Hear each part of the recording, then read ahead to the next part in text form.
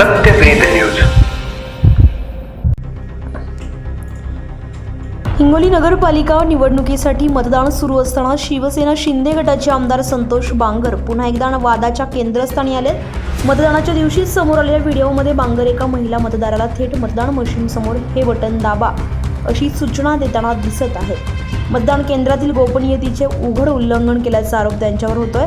असा काही स्वतः मतदान करण्यासाठी मतदान केंद्रावर आलेल्या बांगर यांनी मतदान करताना बाळासाहेब ठाकरे यांचा विजय असो, एकनाथभाई शिंदे तुम आगे बढो अशा घोषणा दिल्या।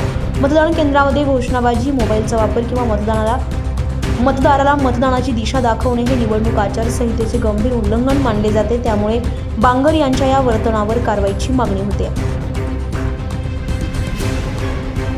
भाजप आमदार तानाजी मुटकुळे यांनी या प्रकरणावर संतोष बांगर यांच्यावर तुफान हल्लाबोल करत आरोपांची सरवत्ती केली आहे। मुटकुळे म्हणाले, मतदान केंद्रामध्ये जाऊन घोषणा करणे आणि एका महिलेला कोणतं बटन दाबायचं हे सांगणं म्हणजे लोकशाहीला काळीमा फासणारी कृती आहे। डॉक्टर बाबासाहेब आंबेडकरांनी दिलेला मतदानाचा अधिकार पूर्णपणे भयमुक्त आणि स्वायत्त असायला हवा, पण इथे नियमांचा थेट भंग केला गेलाय। मुटकुळे यांनी या प्रकरणाची अधिकृत तक्रार निवडणूक आयोगाकडे दाखल केली असून बांगर यांच्या निवडणूक मोहिमेमध्ये मोठ्या प्रमाणामध्ये काळा पैसा वापरला जात असल्याचा गंभीर आरोपही त्यांनी केला। त्यांनी सांगितले, संपूर्ण निवडणूक हे लोक पैसे वाटून लढवत आहेत। एका मतदाराला 5,000 रुपये देत असल्याचे आमच्याकडे पुरावे आहेत। दारू, मटका आणि वाळू व्यवसायातून आलेला पैसा निवडणुकीसाठी वापरला जातोय। हिंगोलीतील जनतेबद्दल बोलताना मुटकुळे म्हणाले, हिंगोलीची जनता सरळ साधी आहे, पण दूधखुळी नाही आहे। धमकी, पैसा किंवा घोषणांनी मत मिळत नाही।